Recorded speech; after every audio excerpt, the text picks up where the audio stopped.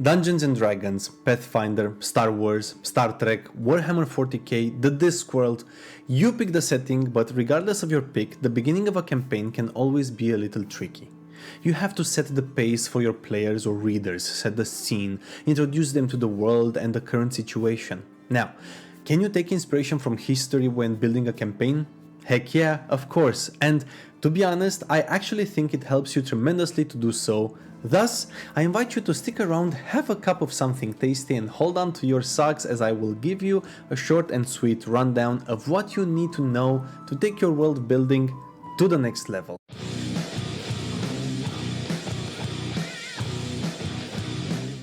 Hello all you wonderfully funky people, Funky Monkey here. Welcome to today's episode of Funky Monkey MP. I've been thinking of new ways to start a campaign, taking inspiration from history, and I came up with a new way. This one is a little bit more gruesome, a little darker and sadder, as it taps into a primal fear we all share as a species, but I strongly believe this will allow you to spin an amazing story. The idea I'm talking about is that of the Great Death. It hit hard and ruthlessly. It came out of nowhere. And before anyone could understand what was actually happening, many lives were lost. No one was prepared for it, and how could they be? It was unlike anything ever seen before. It claimed many lives in the first few months, and that shook us to the core. Now, we call it the dimming.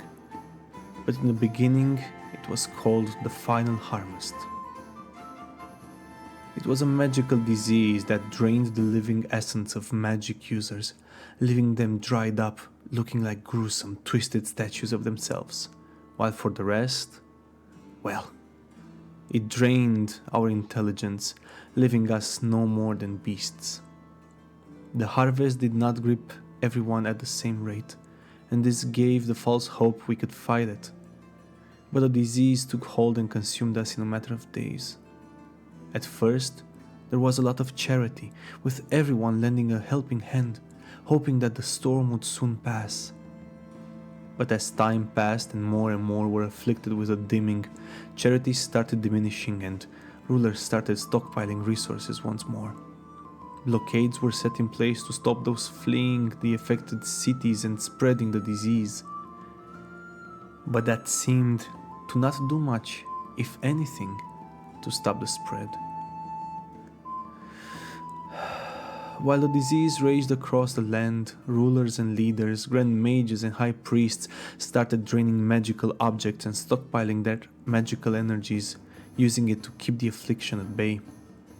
As you would expect, eventually what was left of charity and empathy turned into cruelty, with those stronger draining those weaker and using their magical and vital energies to extend their own lives. Initially, there were volunteers who gave up their energies willingly. Later, it was taken by force. The havoc and pain this caused spread as much death as the harvest itself. On the other hand, there were some who, from the beginning, started working toward a cure, or at least towards a stopgap. Some of the greatest minds of our world came together in search of answers, from mighty archmages to legendary dragons and even creatures that haunted the dreams of mortals. But the progress was slow and many were lost to the harvest. No one was safe. Not mortals, not dragons, not vampires, not even liches. Even the gods were baffled by this affliction and tried to intervene, but even their avatars suffered the same fate, only slower. So they decided to take more decisive actions. One of them, no one remembers who, the memory has faded from our minds. One of them stepped beyond the divine gate and onto our world to intervene directly, against its kin's advice. At first, its presence soothed us, but it didn't take too long for the god itself to feel the effect and try to return beyond the gate. But the others were afraid, and rightfully so. So they shut the gate, leaving their kin to wither away and turn to stone. As it fell, its body shattered into a million pieces. What's left of the withered god is a hand extended towards the sky, as if pleading its kin for mercy. But there was no mercy left in the world. It was perhaps the final blow, seeing those who were supposed to be our last hope be brought to their knees. In response, many lost what shred of hope they still had, but not all. So here we are. Was it a failed experiment? Was it something a mad mage or lich set loose? Was it a punishment of sorts? Was it something else that is beyond our understanding? To this day, there is no clear answer. Over the span of 5 years, the world we once knew was no more. More than half the population was harvested, and those left are not faring too well. Some turned saviors, some tyrants, others more others. As time passed, we realized that there were a handful of us that were either immune or barely affected by stone or by the dimming. Those individuals were sought out by those who wanted to find a cure, those who wanted to feed upon them, or those who simply wanted to profit after having control over such individuals. It is upon you to decide whom you side with. Decide your fate, and thus the fate of the whole world. Welcome, adventurers. The simple beginning opens up so many options for your world. It allows you to start in a world ravaged by one of the worst catastrophes in history, and allows you and your audience to rebuild on the ruins of a collapsed world. Some of the greatest catastrophes that have hit humanity are pandemics, invisible foes that cannot easily be defeated, foes that claim the lives of many indiscriminately. These events create ripples through time and history and leave a mark on the collective memory. In times of hardship, like wars, natural disasters, and especially disease, many of us fantasize about having the power to change things somehow, make it all better. So I strongly believe that starting a story in such a tragic setting will engage your audience more than others, as they tug on a primal fear deeply rooted in our beings.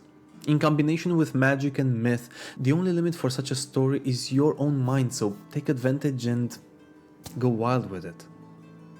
To better help you in your world building endeavors, I have selected the moment in history that is most indicative of such a world setting: the Great Death in the 14th century. When did it start?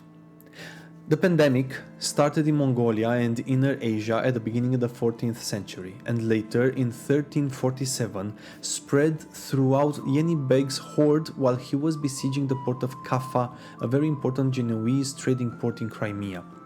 As his army was succumbing to the deadly disease, Yeni Beg ordered that the bodies of the deceased soldiers be catapulted over the city walls using siege engines so that the defenders would become infected and be forced to surrender.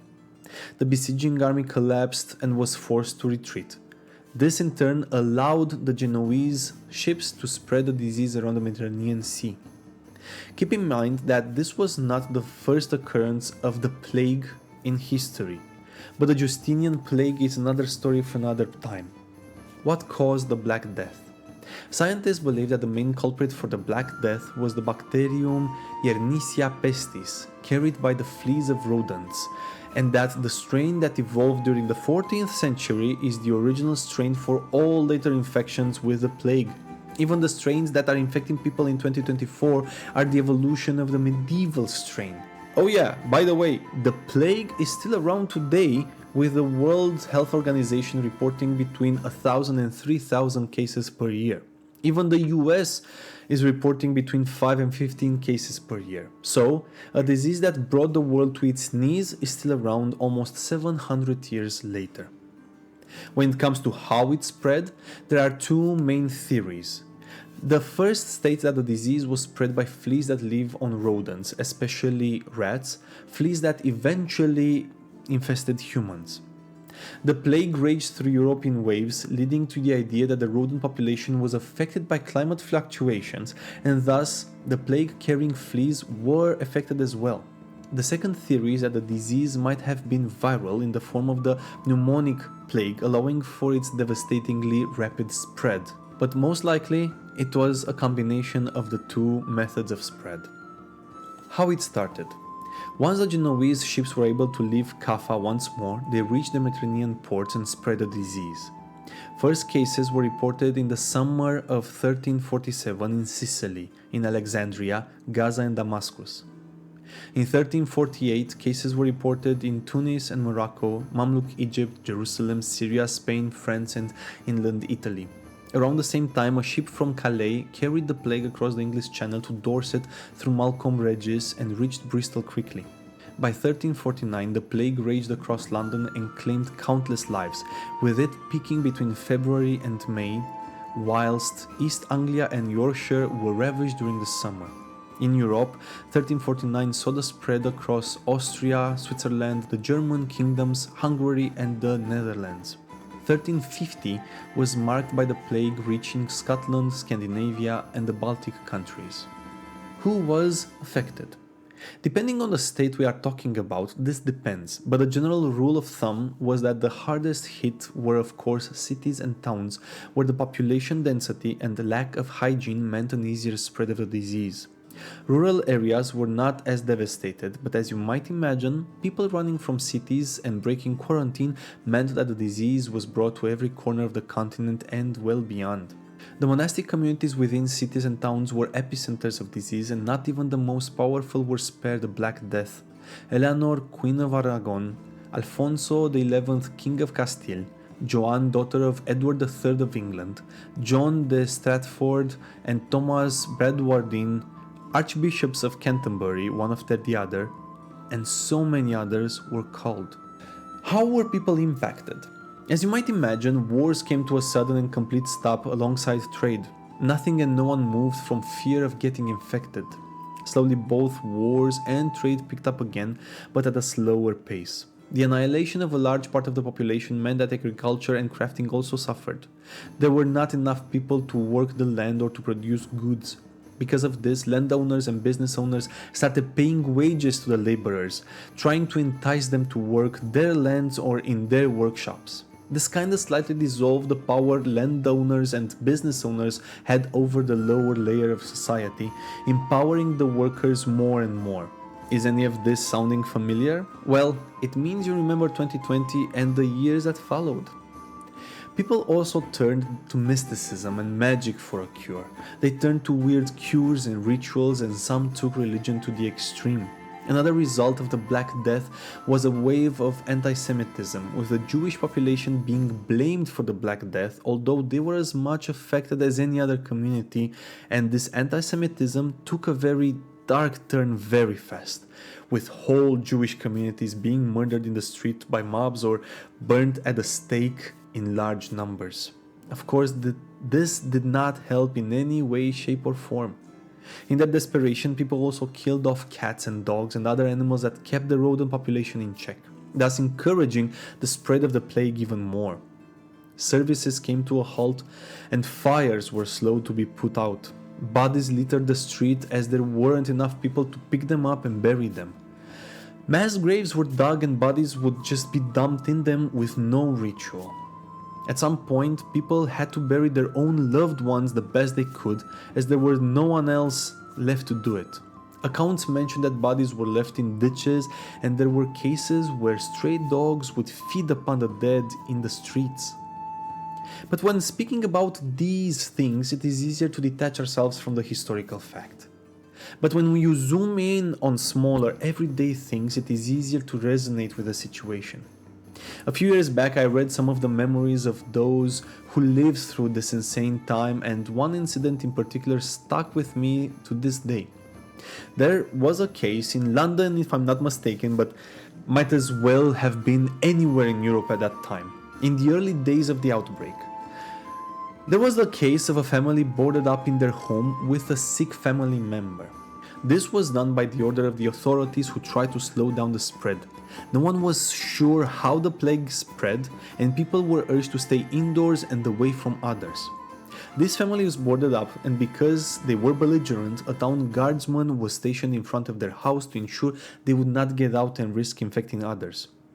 People realized that it took around 8 to 10 days for the infected to pass, so the family would be locked up for 2 weeks, and if they survived, they would be released. The guardsmen would bring them food and whatever else they needed. Of course, people did not want to be in there, so in the dead of night, they climbed down from the upper floor, killed the guardsman, who was a very young recruit, and ran away to the countryside with their belongings, where they killed their relatives and friends by infecting them. This again reminds me of what happened 4 years ago and how some people behaved. How it ended. The plague died down over the years, but there were reoccurrences between 1361 and 1363, 1369 and 71, 1374, 75, 1390 and 1400. Even to this day there are cases of the plague across the world, but of course in smaller numbers. Over the centuries there were more reoccurrences, but nothing on the scale of the Black Death. Apparently, people started developing antibodies and fought off the plague, drastically reducing the casualties, and also came up with rudimentary methods of protecting themselves. Also, the bacteria itself evolved to be less deadly and more infectious. What were the long-lasting effects of the Black Death?